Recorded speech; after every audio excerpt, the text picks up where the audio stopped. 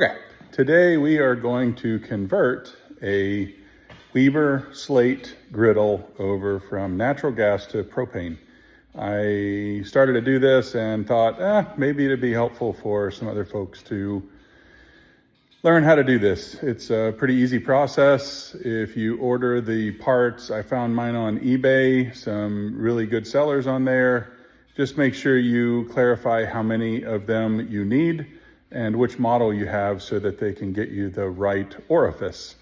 It's a pretty simple process. Should take you maybe 15 minutes if you had all the parts ready to go. And I'll walk you through it now. Here is the griddle. It is a 36-inch Weber Slate. I have already taken the griddle out of it, but other than that, I've tried to leave it intact as much as possible so we can start from the beginning. Just a few tools you need. I bought this one used as a natural gas grill and saved about 50% on it. So definitely worth the cost to convert it. And then I don't have to pay the full retail price. And it's a nice grill. So what do we need here? 7mm socket to get to the orifices. That's what size mine was.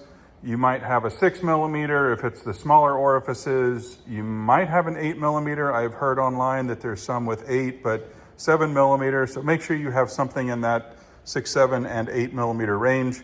Metric crescent wrench. Just kidding. It's just a crescent wrench. No such thing as metric, of course. Phillips head screwdriver to remove some of the screws. I'll show you where they are as well. A 3/4 inch wrench is really the only one you need. I have a 5/8 out here as well so that I'll show you if you end up loosening a part on the connection to the grill, you might just be able to use it to hold the adapter. And then I have some Permatex thread sealant. You'll notice online some sites say you have to put the sealant on. They did come with sealant. If you look here, you'll see there is sealant on that. So I went back with sealant. And then you also notice that I have a couple of different sizes of orifices here. So we have a pretty small orifice and we have a pretty large orifice, or larger orifice, I should say. The difference here is these are two different types of grills, and you'll pay attention to the printed number and name on here, not what I've written down. I wanted to make sure I kept the old parts if I ever wanted to go back to natural gas, so I didn't have to buy a new kit. And so I've labeled this appropriately with the replaced orifices in the new bag. The AD013 orifice is too small for this particular grill, my grill. He said that the reason they send both is some of the grills come with the very small orifice size, and the difference in size I'm referring to here is physically the thread size is different. So you'll see the AD015, which is that guy there, the thread size is quite a bit larger. This is a 7mm, this is a 6mm hex head. So that's the big difference. Now, the other side, what's the difference between a propane and natural gas orifice? Natural gas runs at a lot lower pressure. It also runs a lot less BTU. So what you'll notice is natural gas requires a larger orifice because you have to have more gas. So you'll see the difference here. If I put these side by side, you'll see the difference. If this guy wants to stand up, you'll see the difference in the orifice size.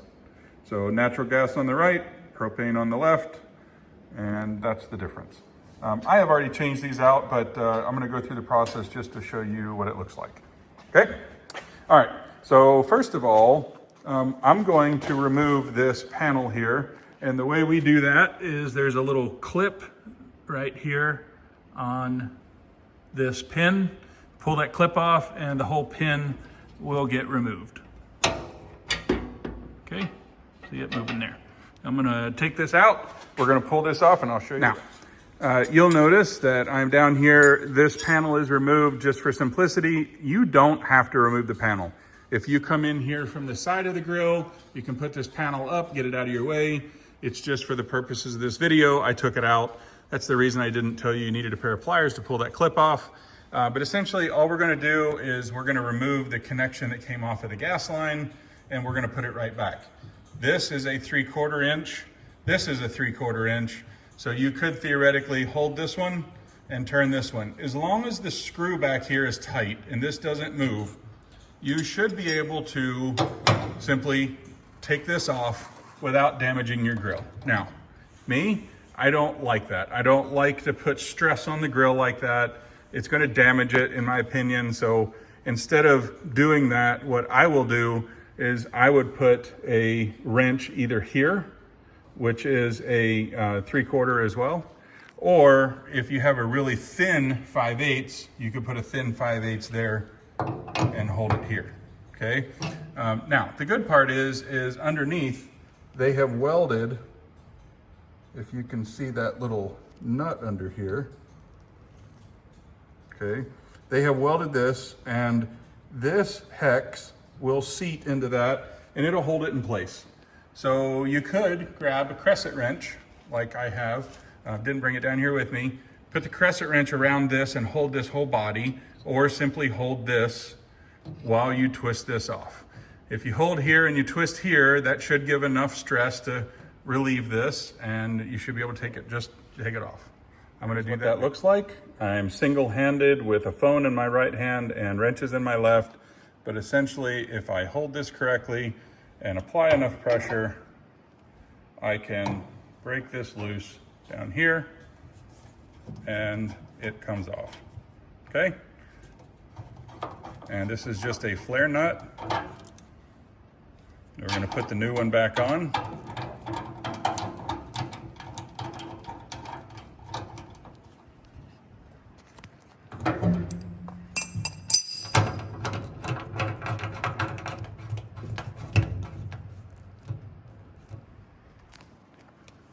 And then we'll simply reverse this wrench, grab a hold of this here, and tighten it up. And I have them backwards, so obviously you're gonna wanna go this way, which means you want the crescent wrench turned the opposite direction, and tighten that up so you don't strip anything. And let's see if I can do this single-handed. It shouldn't take too much pressure. It is a flare fitting, so it'll seat, but make sure you give it a little bit of oomph to tighten that guy up. One quick note on the thread sealant. This thread sealant here is just a thread sealant with Teflon, PTFE. And this thread sealant, according to ChatGPT, so hold me harmless, says that it is rated up to 400 degrees. Now, maybe someone in the comments could post and say that's incorrect, I don't know. I did try to find it. There is nothing on the bottle that I see that says 400 degrees, but generally speaking, PTFE is relatively high heat. This is not extreme heat, but Permatex does make a high heat thread sealant, but as ChatGPT will tell you, and Gemini and others, the orifice doesn't actually get that hot. And the reason being is the flame isn't at the orifice, the flame is coming out the burners, and it's ignited at the burners, so you really shouldn't run into a problem. But you do want something that's going to stand up to a little bit of heat, because there is heat that's coming off in the area, radiated. So this guy here works perfectly. And then if you notice, I have already applied some thread sealant around this guy here, and I applied it all around the threads. Just make sure you don't get any in the orifice itself and clog that up. Make sure you wipe it off if you do. Do you have to use thread sealant? Some of the Reddit posts, things like that I read, said they didn't. That's up to you, your call, your safety. You just don't want gas to leak in the wrong place. And the PTFE thread sealant here helps keep the gas away from the where your hands are. As indicated previously, I have already removed the griddle. It's pretty self-explanatory. There are handholds here and here. You just grab a hold of it, lift the whole thing up, take it away, okay? Now, these screws in the back will get removed, and we're gonna do that with this one. I've already got it partially out. And this is how I replaced my orifices. So what you need to do is lift it up on the back, just kind of get it up out of the way as you start to manipulate this out away from that body. And then back here, I'm fighting with it, trying to get it out, okay? So you finally get it out, just set it out of your way. You do that with all four of them, just gently kind of move them around. You'll notice in the end, it's pretty wide open down here. And when you go to put it back, we'll do that in a second. It's pretty easy to get it back in, okay? Now, if we come over here and we look down in the hole, you'll see where the orifice goes. And that orifice is out of this one, so you won't see it in there on this one. It's just open threads. That's where the orifice goes. So the reason that you want an extension is you're going probably 4 or 5 inches in there. So you want a decent size extension, and you want to make sure that you hold on to the end of the orifice. But it doesn't shake out necessarily easily. So for me, I didn't need to add anything, but I saw some posts, good idea, about putting a piece of paper in there if it does, if it's a little sloppy, okay? It doesn't really come out on mine though. Okay, you're gonna put that back in, and then once that's in, I'm still waiting for my 4th one, so I don't have anything to put in here. You just kind of line this back up, and then you kind of work it back in to where it goes. Okay, from a different angle here. You just want to make sure that it goes back in the hole and it fits all the way in there. And then of course here we put our screw back in.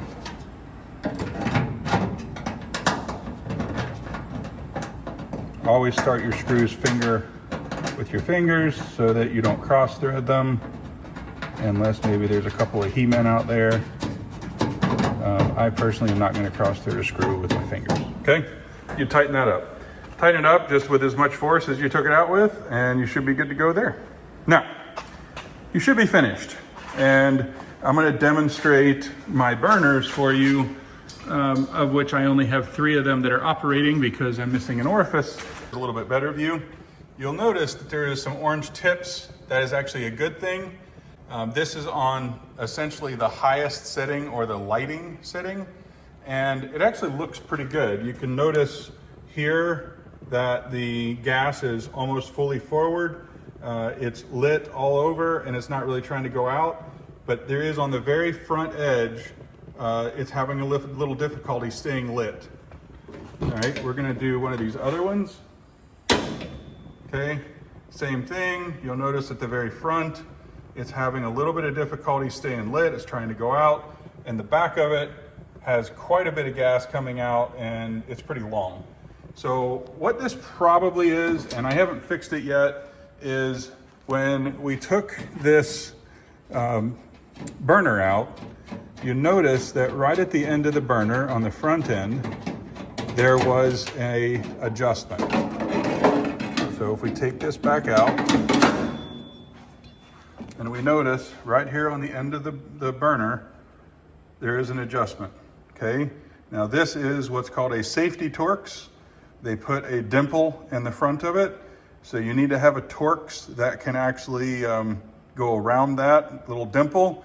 But you can buy safety Torx just about anywhere. You just want to make sure it's got a little hole in the end of the Torx. I'll see if I can find one for you.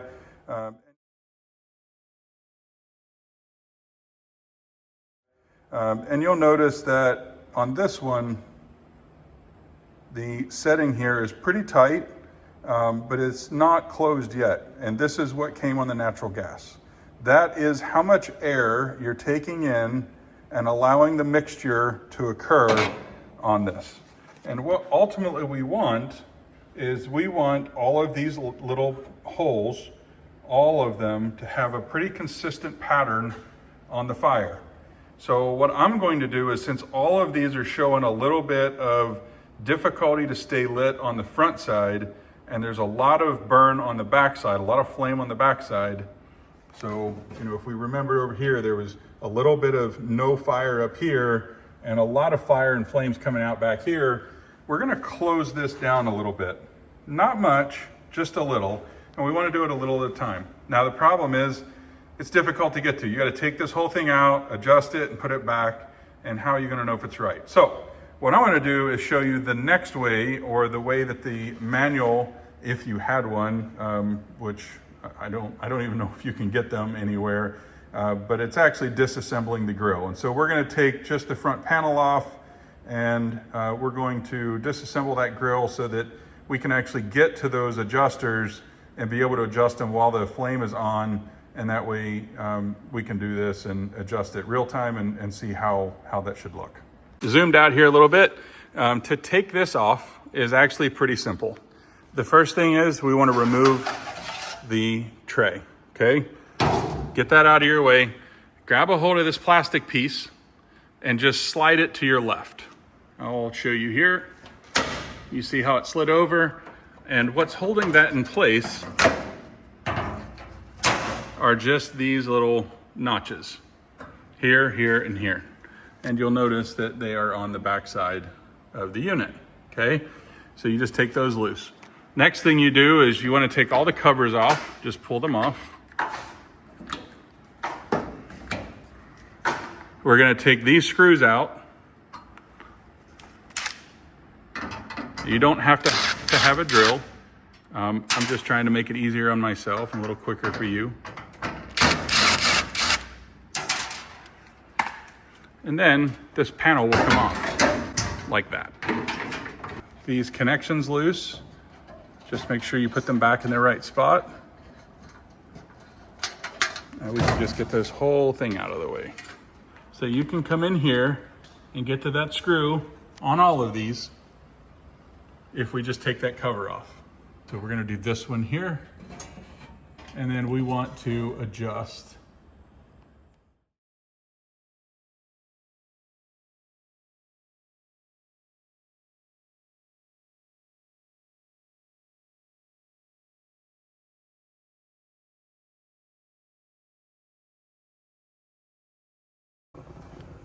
so that still looks pretty good.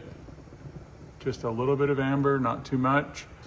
That one looks pretty good too. And look at the difference in the adjustment. This one here is almost closed, and this one here is now almost fully open.